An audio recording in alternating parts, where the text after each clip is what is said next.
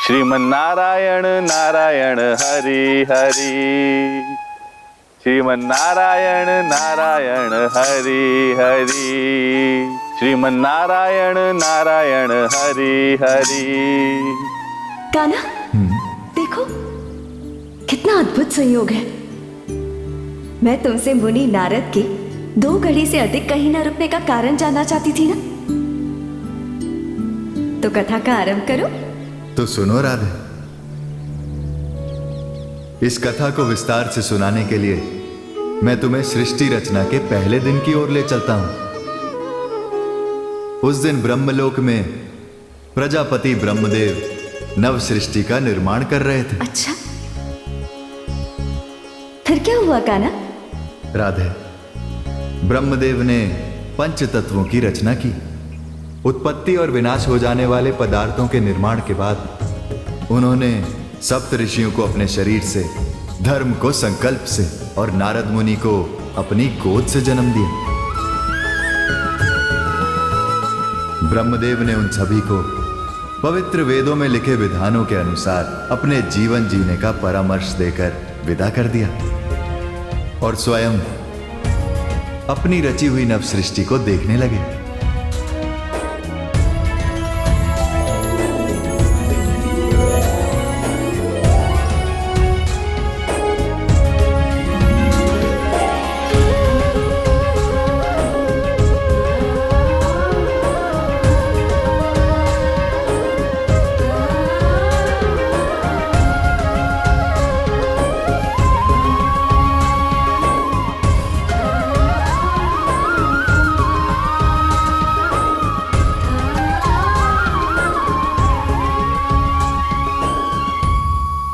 अपनी रचना देखते हुए ब्रह्मदेव का मन अभिमान से भर गया, जिसके कारण उनका रक्तचाप तेज हो गया और अभिमान का तत्व उनके शरीर के भीतर उत्पात मचाने लगा।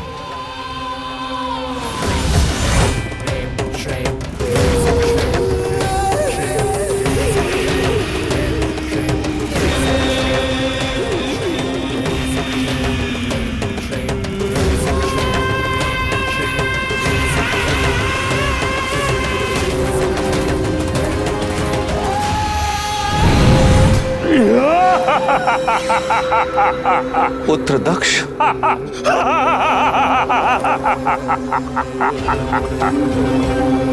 दक्ष ऐसी क्या शीघ्रता थी कि तुम बिना मेरे अनुमति, बिना मेरी इच्छा के इस संसार में प्रकट हो गए?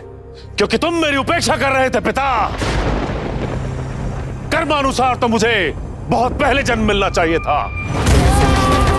तुम्हारे मन में मेरी सृष्टि तो नारद से पहले हुई थी, परंतु तुम मुझे भूल गए। इसलिए तुम्हारी उपेक्षा करके मैं खुद बाहर आ गया और अब मुझे संसार सम्राट दक्ष नहीं, स्वयंभू सम्राट दक्ष के नाम से जानेगा। उत्तेजित होने की आवश्यकता नहीं है दक्ष। यह जो कुछ भी हो रहा है वो मेरी इच्छा नहीं, पवित्र वेदों की इच्छा है। वही समस्त सृष्टि का क्रम सुनिश्चित करते हैं। तो तुम्हारे पक्षपात में वेदों की भी साठगांठ है पिता। दक्ष, पवित्र वेदों पर आक्षेप लेकर भविष्य में आने वाला अपना जीवन अवश्य कष्टमय करा लोगे। दक्ष, अब तुम पृथ्वीलोक जाकर प्रजापति के रूप में धर्म का शासन प्रस्थापित करो। स्वयंभू सम्राट पृथ्वी पे अपना शासन स्थापित करेंगे ही, परंतु तुम्हें उससे पहले अपनी भूल का प्रायश्चित करना होगा पिता। अगर स्वयंभू सम्राट को शांत करना है तो अपनी नव सृष्टि में सर्वप्रथम सर्वश्रेष्ठ स्थान देना होगा। असंभव, एक कदापि संभव नहीं हो सकता दक्ष। वेदों की आज्ञा ही सर्वोपरि और सर्वश्रेष्ठ है। तुमने मेरी उपेक्षा की है, मेरा अपमान किया है पिता। मेरे मांगने के बाद भी तुमने मुझे सर्वश्रेष्ठ स्थान नहीं दिया। मैं स्वयंभू सम्राट तुम्हें श्राप देता हूं कि सृष्टि के रचयिता और त्रिदेवों के समान होते हुए भी मेरे संसार में तुम्हारी कोई पूजा, कोई आराधना नहीं करेगा।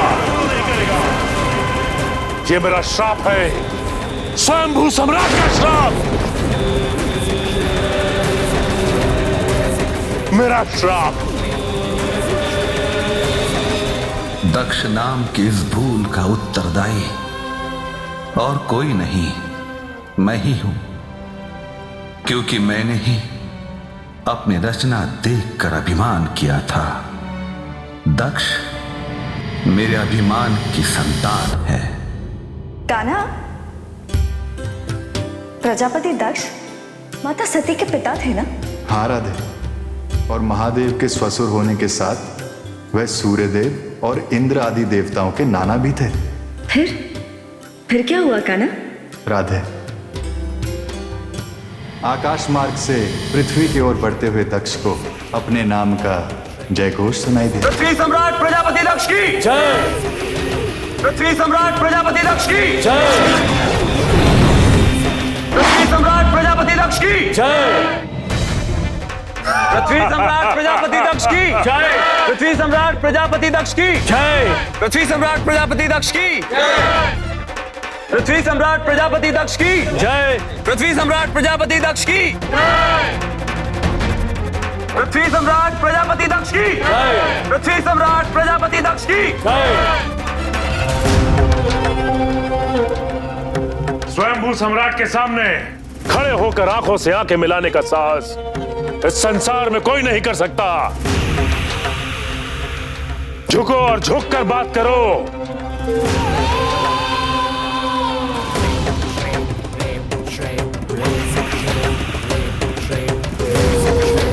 अब एक एक करके अपना परिचय दो। स्वयंभू सम्राट, मैं आपका मंत्री शीरध्वज हूं। परम पिता ब्रह्मदेव के आदेश अनुसार मैं सदैव आपकी सेवा में रहूंगा। स्वयंभू सम्राट, मैं आपका सेनापति अजान बाहु ब्रह्मदेव की आज्ञा से सदैव आपकी सेवा करूंगा।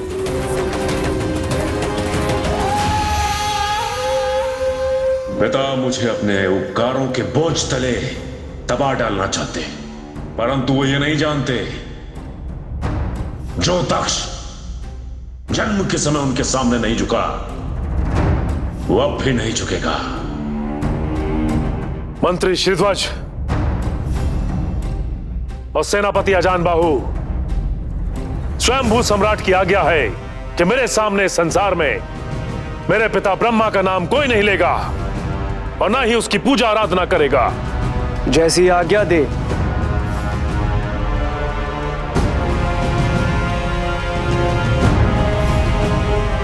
अद्भुत, अद्भुत है इस महल का वास्तुशिल्प।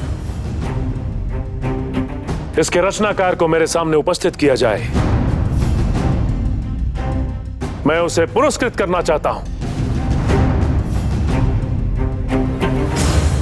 पृथ्वी सम्राट की जय हो।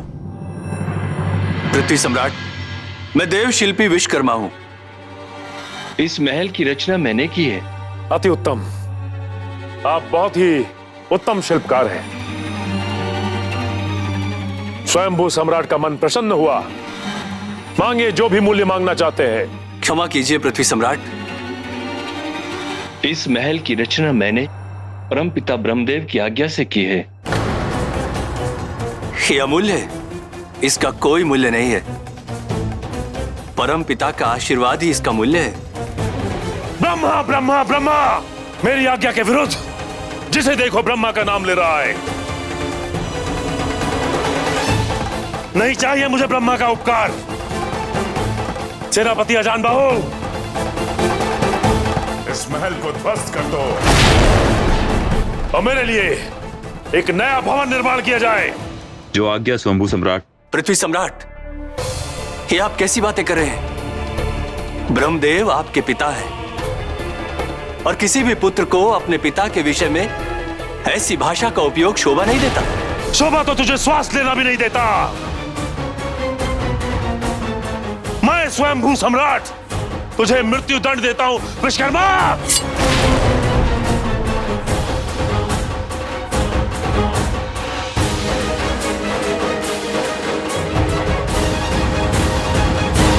ठहर जाओ दक्ष।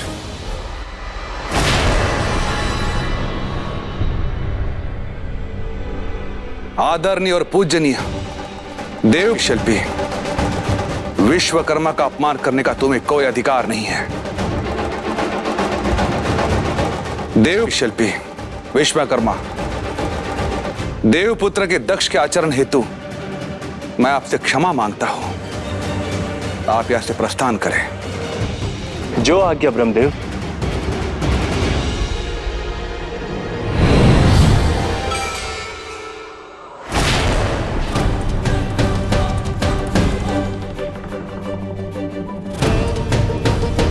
तुम मेरे जीवन में इस तरह से हस्तक्षेप नहीं कर सकते ब्रह्मा, अन्यथा स्वयंभू सम्राट तुम्हारे पृथ्वी पर आने पर रोक लगा देंगे। दक्ष, ये श्री हरि नारायण का इच्छा का संसार है या उनकी इच्छा ही सर्वश्रेष्ठ है? तुम सबके सब पक्षपाती हो। स्वयंभू सम्राट तुम्हें कभी क्षमा नहीं करेंगे। दूर हो जाओ मेरी दृष्टि से, दूर हो जाओ। अपने अभिमान की भूल का दंड मुझे भोगते रहना होगा। दक्ष, तू मेरी ही भूल है।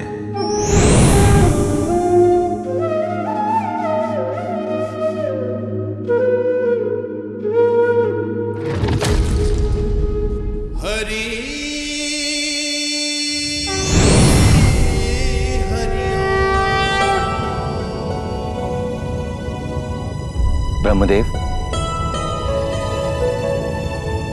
इस संसार का संतुलन बनाए रखने के लिए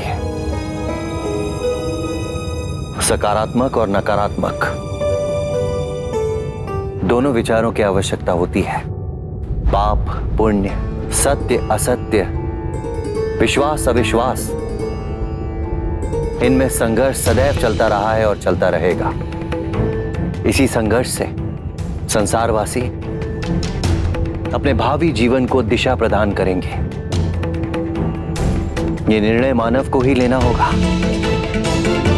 कि उसे सत्य के मार्ग पर चलना है या असत्य के। परंतु प्रभु, ये सब कुछ मेरे पुत्र दक्ष के साथ ही क्यों? वो इसीलिए ब्रह्मदेव कि आपके पुत्र का उदाहरण संसार पहले देखेगा।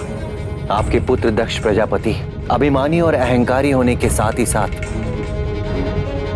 असत्य के भी प्रतीक है। संभवतः नियति ने उनको जन्म इसी कारणवश दिया है ताकि उनकी दशा दुर्दशा देखकर संसारवासी सत्य और सदाचार के उत्तम मार्ग पर चल सके।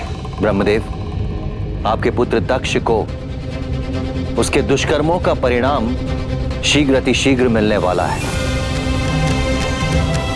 जो उसने पाप किए हैं उसका दंड तो उसे भोगना ही पड़ेगा। आप जो कहेंगे श्री हरि, वही सर्वोपरि उत्तम होगा, जैसे आपकी इच्छा। राधे, पुत्र दक्ष के आचरण से दुखी पिता ब्रह्मदेव को श्रीहरि विष्णु की बातों से शांति मिली। इसी बीच दक्ष ने प्रजापति विरण की पुत्री वीरणी से विवाह कर लिया और देखते ही देखते वो 10,000 पुत्रों के पिता बने, जो हर्यशव कहलाए। और उसके कुछ समय के बाद वह 60 कन्याओं और 1,000 पुत्रों के पिता बने, जो शबलाश्रव कहलाए।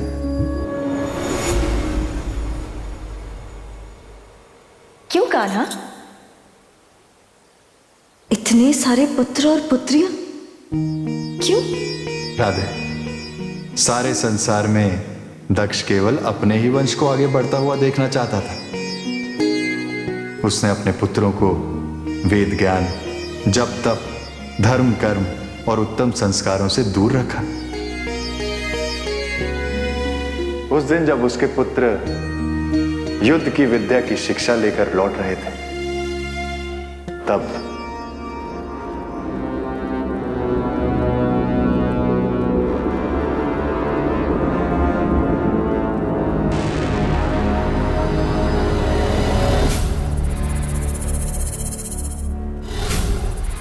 पुत्रों, तुम्हारे पिताश्री के अनुसार तुम्हारे युद्ध की शिक्षा पूर्ण हुई।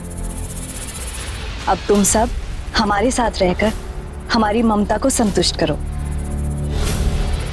नहीं, ये तुम्हारी माता की आज्ञा है, पर तुम सब पिता की आज्ञा के वश में हो, और तुम्हारे पिता की आज्ञा यह है कि तुम सब पृथ्वी के अलग अलग कोने में जाकर अपनी इच्छा अनुसार कन्याओं से विवाह करो और हमारे वंश को आगे बढ़ाओ।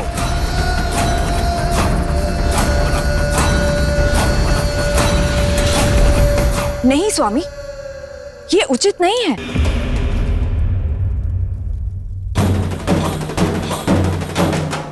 आप एक अनुचित परंपरा का आरंभ कर रहे हैं। हम अपने पुत्रों का विवाह स्वयं करेंगे।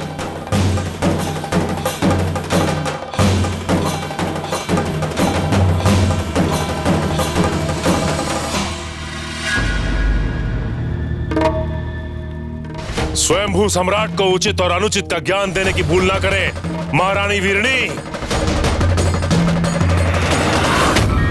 दक्ष के मुख से निकला हुआ शब्द ही परंपरा है। जाओ पुत्रों।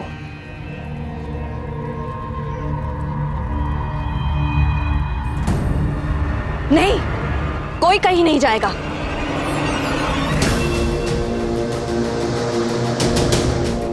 यदि ये आपके पुत्र हैं, तो हमारे भी हैं। तेरे नहीं, ये मेरे पुत्र हैं, और आज से इस संसार में पुत्र को माता के नहीं, पिता के नाम से जाना जाएगा, और पिता के नाम से पुत्र की पहचान होगी। ये स्वयंभू सम्राट की आज्ञा है। तो हम आपकी आज्ञा का विरोध करते हैं। पुत्र पर माता पिता का समान अधिकार रहेगा। मूर्ख स्त्री स्वयंभू सम्राट की आज्ञा का विरोध करती है।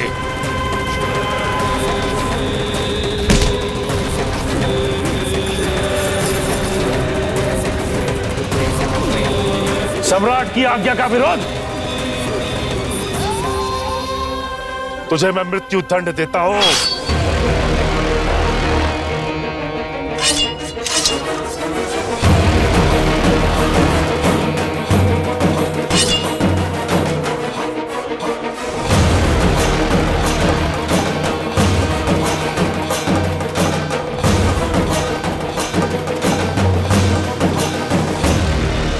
सम्राट के सामने जो तुमने ये भूल की है, उसका दंड तुम सबको अवश्य मिलेगा। तुम में से कोई भी जीवित नहीं बचेगा। रुक जाओ!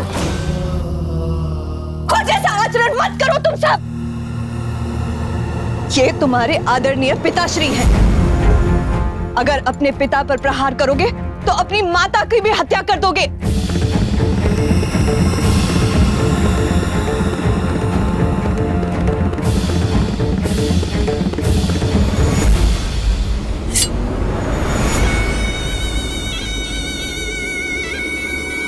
हमें क्षमा कर दीजिए पिताश्री।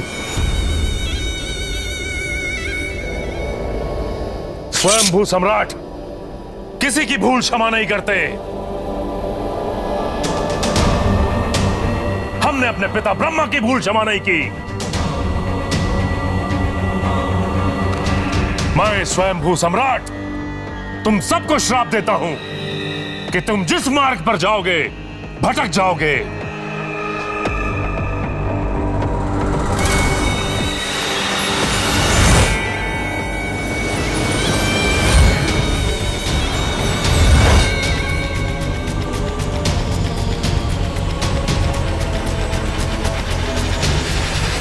नहीं पुत्रों, तुम सबको हमारी सौगंध है। तुम सब अपनी माता के कहने पर अपने पिताश्री की हर एक आज्ञा को मानोगे। देखना, एक दिन यही शाप तुम सबके लिए वरदान बन जाएगा।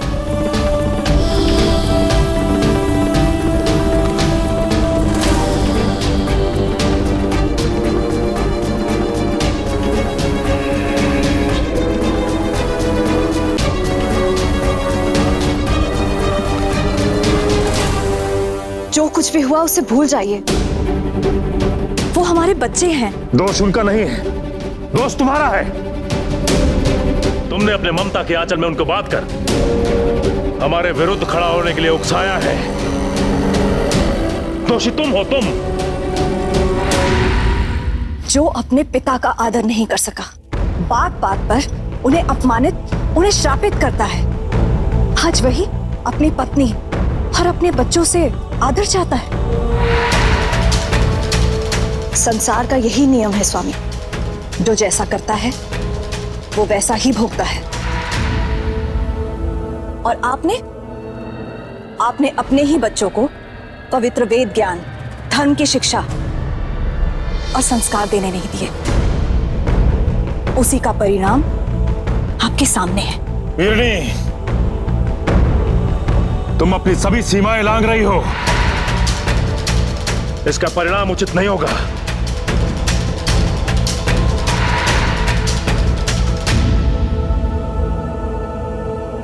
प्रणाम पिताश्री।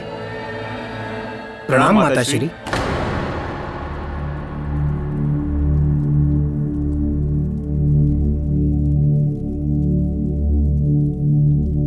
पिताश्री, हम दोनों अपने सभी भाइयों के प्रतिनिधि बनकर आपसे कुछ निवेदन करना चाहते हैं।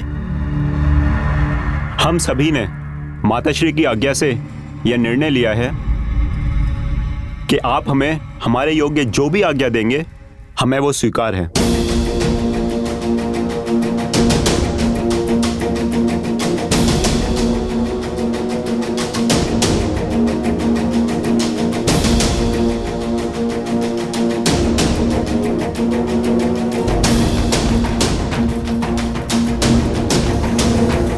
कल प्रातः स्वयंभू सम्राट अपने सभी पुत्रों से भेंट करेंगे और आज्ञा देंगे। प्रणाम पिताश्री।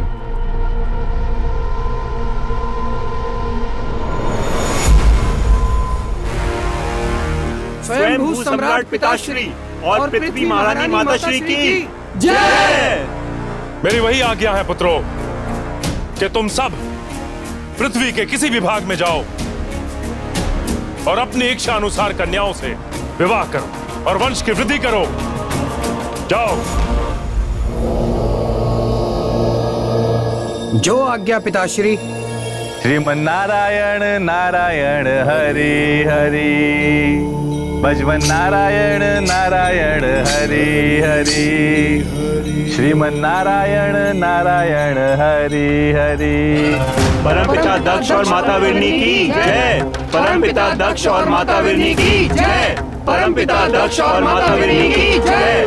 परमपिता दक्ष और माता वीरनी की जय। परमपिता दक्ष और माता वीरनी की जय। परमपिता दक्ष और माता वीरनी की जय।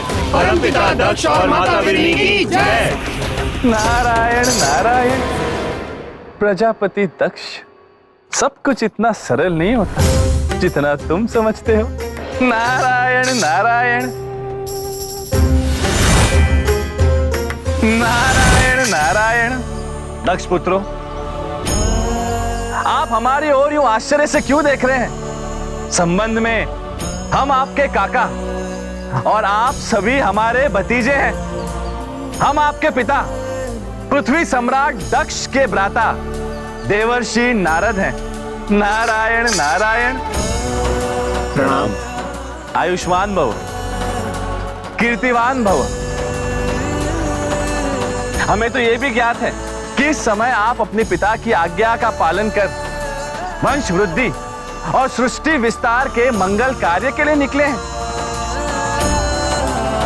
इसीलिए हमारा परामर्श यह है कि आप इस मंगल कार्य को आरंभ करने से पूर्व भगवान नारायण का स्मरण कर नारायण सरोवर में स्नान करें, तत्पश्चात यह मंगल कार्य आरंभ करें। भगवान नारायण, ये कौन है? हमने कभी भगवान नारायण का नाम नहीं सुना, तो हम उनका स्मरण क्यों करें? नारायण नारायण। पुत्रों, भगवान श्री नारायण इस समस्त संसार के पिता हैं। ये संसार उनकी इच्छा से ही गतिमान है। क्या वे हमारे पिता के भी पिता हैं काकाश्री? नारायण नारायण। हाँ पुत्र, वे हम सबके पिता हैं और हमारे पिताओं के भी पिता हैं,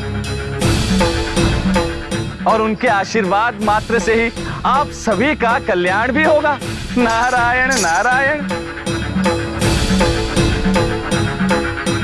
नारायण नारायण। नारायण महिमा बताकर आपने महान उपकार किया है, परंतु नारायण सरोवर में स्नान क्यों काकाश्री? नारायण नारायण। पुत्र, नारायण सरोवर वो स्थान है जहां एक समय स्वयं भगवान श्री विष्णु ने स्नान किया था। ये वो स्थान है जहां सूर्य की पहली किरण पृथ्वी से टकराती है। इसीलिए नारायण सरोवर की महिमा अपरंपार है, और नारायण सरोवर के शुभ, मंगल, पवित्र जल के स्पर्श मात्र से ही आपको सृष्टि के परम सत्य का ज्ञात होगा।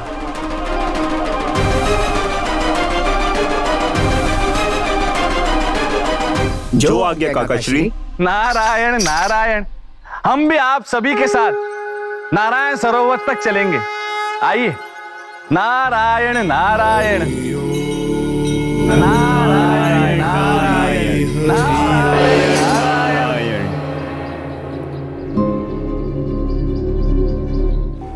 ओम नमो भगवते वासुदेवाय।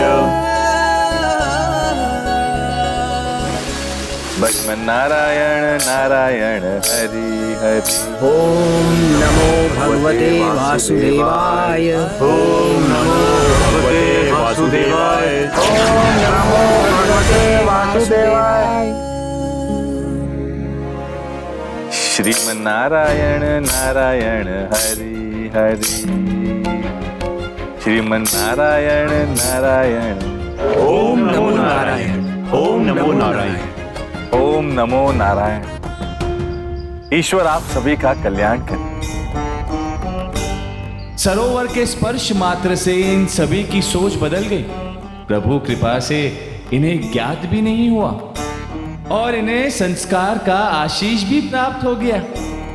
नारायण नारायण। पुत्रों, अब आप अपने राजसी वस्त्र और आभूषण पहनकर अपनी यात्रा आरंभ करें। नहीं देव ऋषि, नारायण सरोवर के स्पर्श मात्र से हमारे भीतर वैराग्य की भावना जीवित हो रही है। हम नारायण भक्ति में अपना जीवन अर्पित करना चाहते हैं। किंतु पुत्र, आपको अपने पिता की आज्ञा का पालन करना है, उनकी इच्छा पूर्ण करनी है।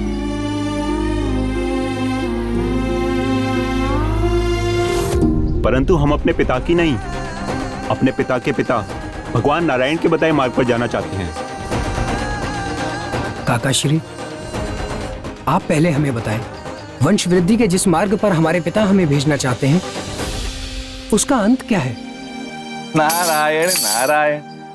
पुत्र, पुत्र, जिस मार्ग पर चलने की आपके पिता ने आपको आज्ञा दी है, उसका आरंभ ही अंत है।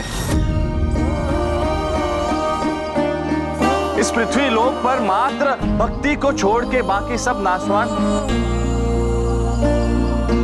आरंभ के साथ ही उसका अंत निश्चित है। इसीलिए इसे मृत्यु लोक भी कहा जाता है। नारायण नारायण। तो हमें अंत के मार्ग पर ना जाने दे काकाश्री, हमारा मार्गदर्शन कीजिए, जिससे हमारी कीर्ति अनंत काल तक अमर रहे। काकाश्री, हमें नारायण भक्ति की दीक्षा दें। हमें नारायण भक्ति की दीक्षा दें काकाश्री। नारायण नारायण। जैसे हरि इच्छा पुत्रों। गुरु दक्षिणा के रूप में जो मंत्र हम आपके कानों में उच्चारित करने वाले हैं, उसका आप निरंतर जाप करते रहिए। और वो मंत्र है ओम नमो भगवते वासुदेवाय। ओम नमो भगवते वासुदेवाय।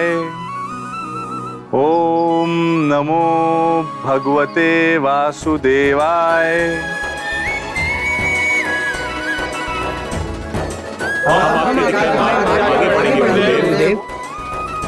ओम नमो भगवते वासुदेवाय।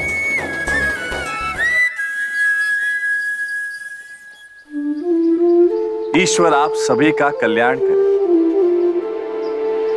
आज से आप जन जन और कण कण में मात्र प्रभु श्री विष्णु का ही दर्शन करें।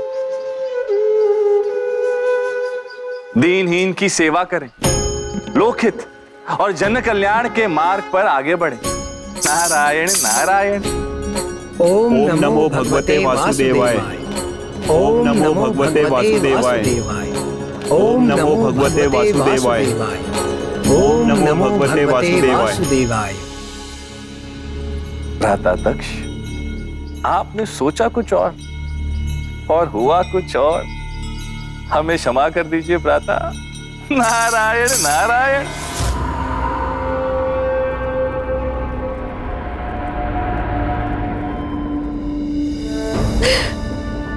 महारानी, तुम अपने पुत्रों की याद में अश्रु बहा रही हो।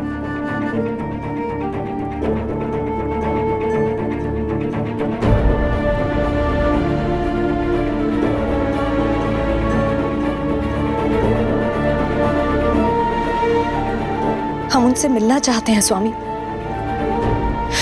उनकी कुशलता जानना चाहते हैं। महारानी, इच्छा तो हमारी भी यही है। हम अपने पुत्रों से मिलने के लिए शीघ्र प्रस्थान करेंगे।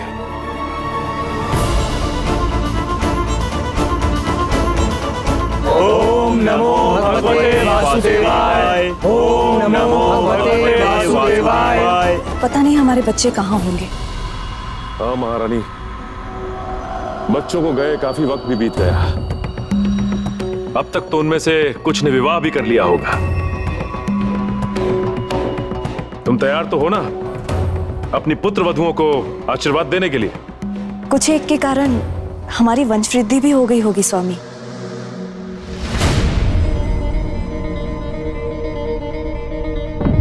स्वामी, हमें ऐसा आभास हो रहा है कि हमारे बच्चे यहीं कहीं हैं। तुम स्त्रियों की ममता मैं आज तक नहीं समझ पाया। हमारे बच्चे यहाँ कहाँ होंगे? ओम नमो भगवते वासुदेवाय।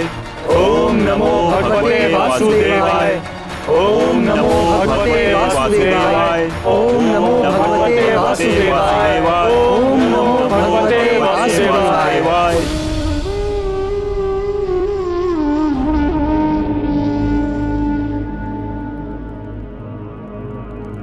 तुम सब इस स्त्री के षड्यंत्र में आकर अपने पिता को प्रणाम करना भी भूल गए। पिता? कौन पिता? कौन पिता? अरे वो पिता जिसने तुम सबको जन्म दिया। वो पिता जिसने तुम सबको इस योग्य बनाया। आप हमारे केवल इस जन्म के पिता हैं, परंतु हम सभी काका श्री गुरुदेव नारद मुनि की कृपा से भगवान नारायण की भक्ति का रहस्य जान गए हैं। ओह, तो तुम सबको बैरागी बनाने में उस कपटी नारद का हाथ है। वो हमेशा से मुझसे छल करता रहा और जन्म के समय भी मुझसे पहले आया, परंतु अब मेरा क्रोध उसे अवश्य दंडित करेगा। लेकिन उससे पहले तुम सब अपना ये स्वांग छोड़कर तुम सब मेरे साथ राजमहल चलो। पिताश्री,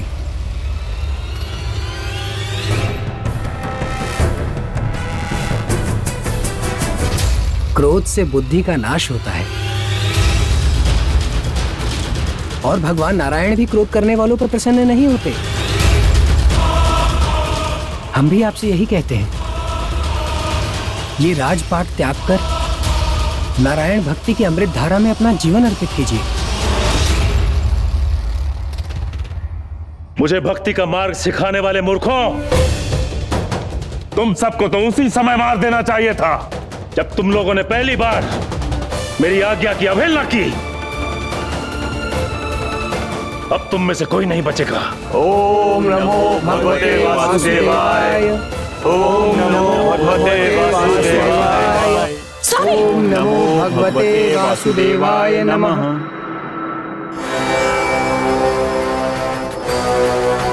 भ्रम और निवृत्ति के मार्ग पे चलने वाले साधकों को रोकना घोर पाप होता है। अगर ये पाप है तो स्वयंभू सम्राट दक्ष इस पाप को व्यापार की तरह करता रहूंगा, और अगर मेरे पक्षपाती पिता को इस पाप से कष्ट पहुंचता है तो ये पाप करने में मुझे आनंद नहीं, परम आनंद आएगा। स्वामी, आप शांत हो जाइए। जो होना था वो तो हो चुका। नहीं महारानी,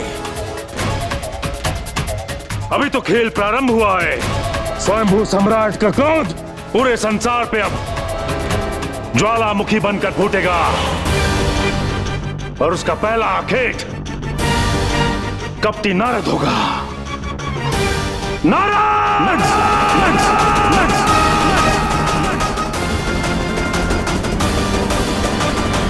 भजमन नारायण नारायण हरि हरि, श्रीमन नारायण नारायण हरि हरि, भजमन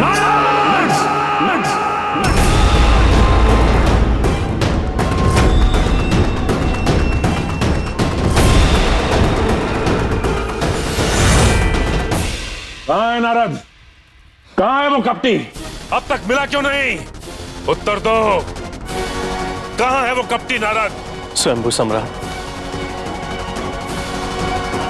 हमने पृथ्वी लोक का कोना कोना छान मारा, परंतु मुनि नारद नहीं मिले।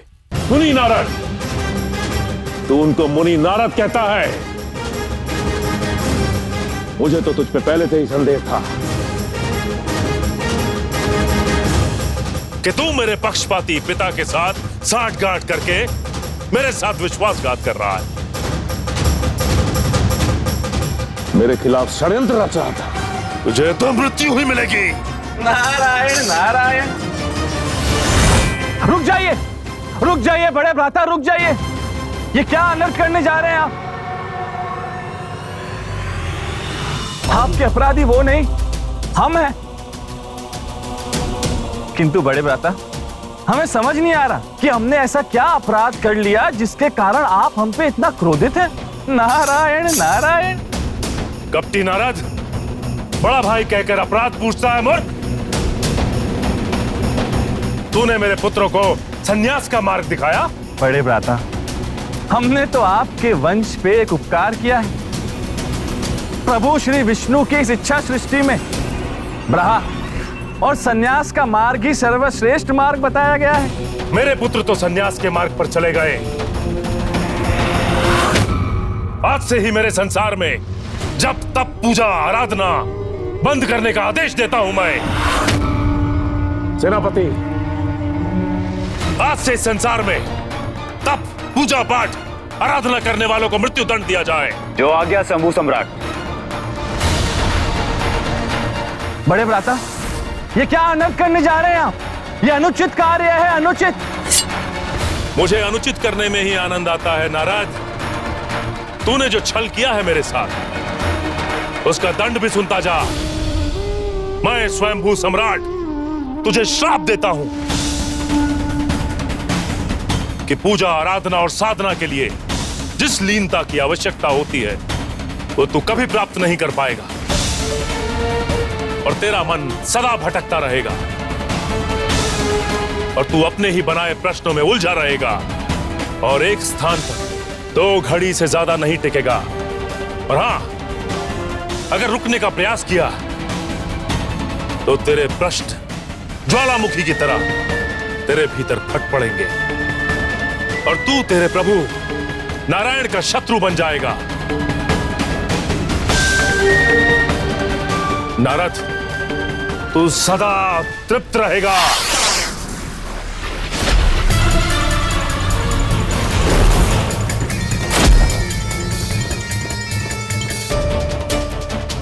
नारायण नारायण नारायण नारायण। मुनिवर नारद, ये क्या कर रहे हैं आप? नारायण नारायण। आपको स्वामी ने भयंकर शाप दिया है। भाभी श्री, धन्य हो गए हम, धन्य हो गए भाभी श्री, हम धन्य हो गए। ये बड़े भ्राता का श्राप नहीं, अपितु वरदान है जो उन्होंने हमें दिया है। तनिक विचार कीजिए भाभी श्री, विचार कीजिए। यदि भगवान की भक्ति से एक भक्त का मन संतुष्ट हो जाए तो उसकी भक्ति ही संकट में आ जाएगी। अब हम भगवान और भक्ति को पाने के लिए सदैव असंतुष्ट रहेंगे, अतृप्त रहेंगे और उन्हें खोजने के लिए भटकते रहेंगे और फिर उन्हें पाएंगे भी। भगवान को पाने की हमारी ये प्यास कभी नहीं बुझेगी। धन्य हो गए हम बड़े भ्राता, धन्य हो गए। नारायण नारायण। जैसे बड़े भ्राता, यहाँ पे आके हमें 2 घड़ी की अवधि बीतने वाली है। इसी कारण अभी के लिए नारायण नारायण।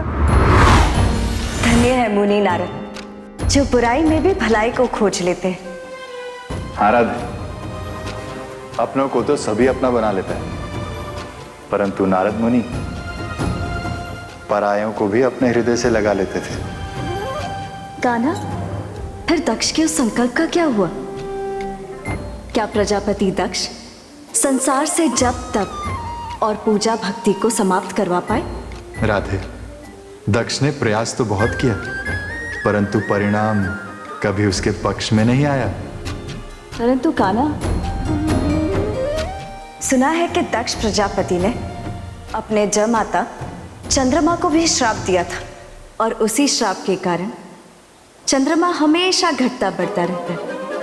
तो कान्हा, मुझे पूरी कथा विस्तार से सुनाओ। दक्ष ने क्या क्या किया और अपने जमाता चंद्रमा को श्राप क्यों दिया? अवश्य राधे, तुम्हारे हर एक प्रश्न का उत्तर मिलेगा, परंतु एक अल्प विराम के बाद। हाँ राधे।